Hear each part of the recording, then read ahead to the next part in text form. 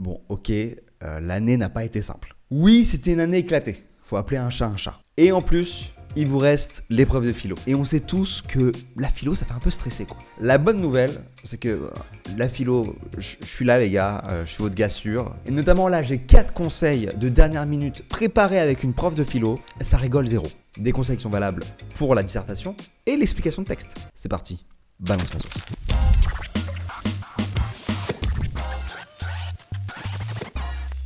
Oui, on n'est pas sur un décor de lente-sèche classique, etc. parce qu'on n'a pas le time là. Fallait balancer cette vidéo vite. Bon, déjà, je vous fais un rappel rapide de l'épreuve. Cette année, il y a 4 sujets et non 3.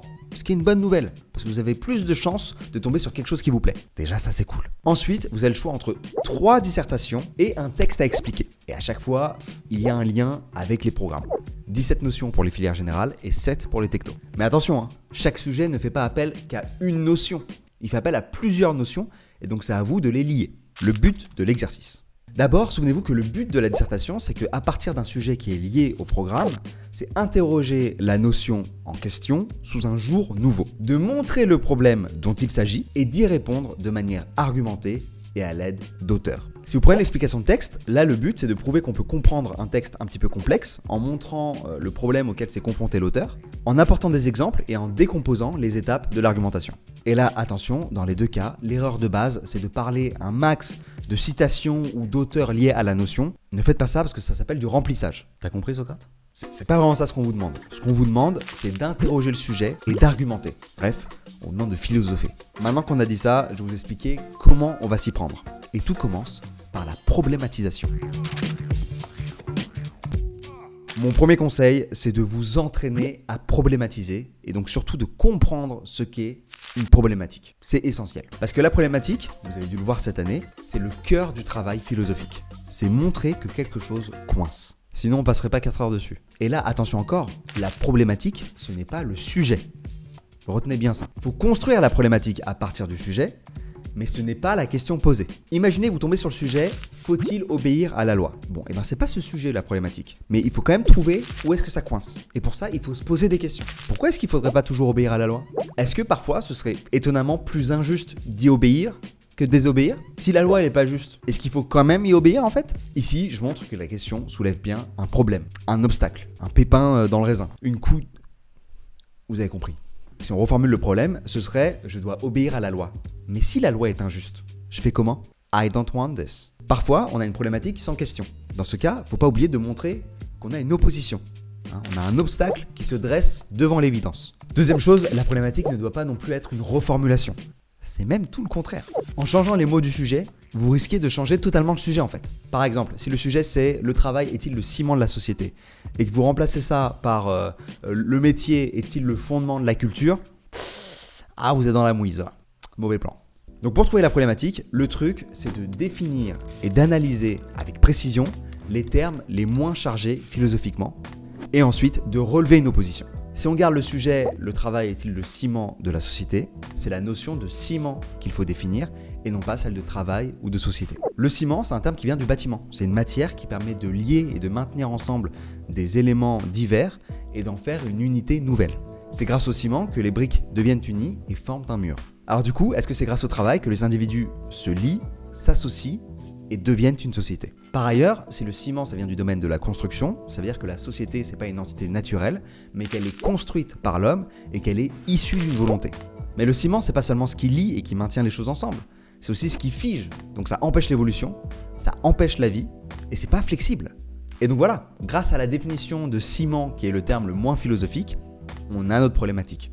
Peut-on affirmer que le travail est le ciment de la société au sens où il lie les individus en les poussant à s'associer et à échanger, au risque de devoir également affirmer qu'il fige les individus dans des rôles et qu'il empêche la société d'évoluer? Allez checker la vidéo sur le travail. Maintenant, deuxième conseil pour éviter une erreur classique. Il faut traiter le sujet et ne pas recracher son cours par cœur. Le pire, c'est de faire un exposé avec des idées trop générales sur un thème. Par exemple, sur un sujet genre « Toute vérité est-elle définitive ?», faut surtout pas faire une présentation générale de la vérité ou parler juste d'auteurs qui ont parlé de vérité.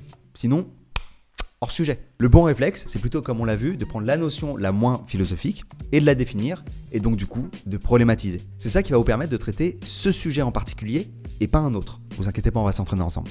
Ici, le terme, le moins philosophique, c'est définitif. Donc ce qui est défini, fixé une fois pour toutes, hein, qui perdure dans le temps, qui n'évoluera pas. Vous vous rappelez, l'idée, c'est de se demander ce qui peut coincer. Donc qu'est-ce qui peut coincer dans le fait de fixer une vérité une fois pour toutes?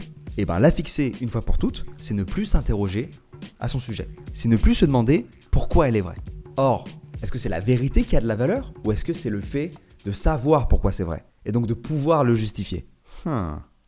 Par exemple, est-ce que c'est de savoir que 2 plus 2 égale 4 est vrai qui a de la valeur ou est-ce que c'est de savoir pourquoi 2 plus 2 égale 4 est vrai?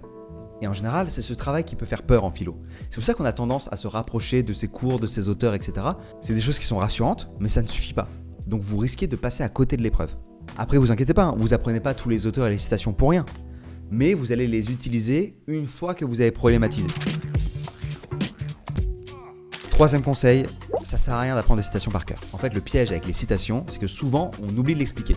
Et donc on pose ça, là, comme ça, alors que c'est à des kilomètres du sujet. Donc au lieu de vouloir montrer qu'on en connaît plein, mieux vaut comprendre la logique de l'argumentation de l'auteur.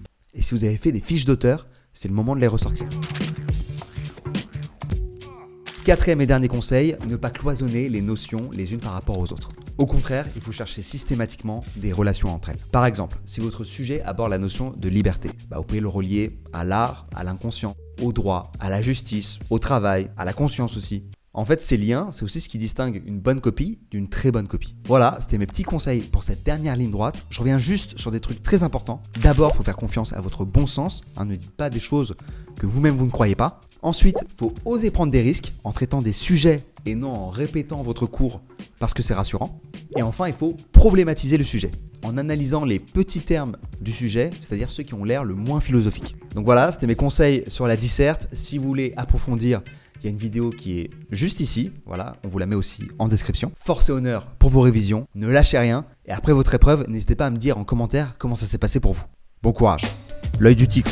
Tu passes le bac cette année? T'inquiète, l'anti-sèche est là. Abonne-toi pour recevoir une nouvelle vidéo. Tu peux aussi checker celles qui sont déjà en ligne en cliquant sur la playlist. Tu vas l'avoir ce bac.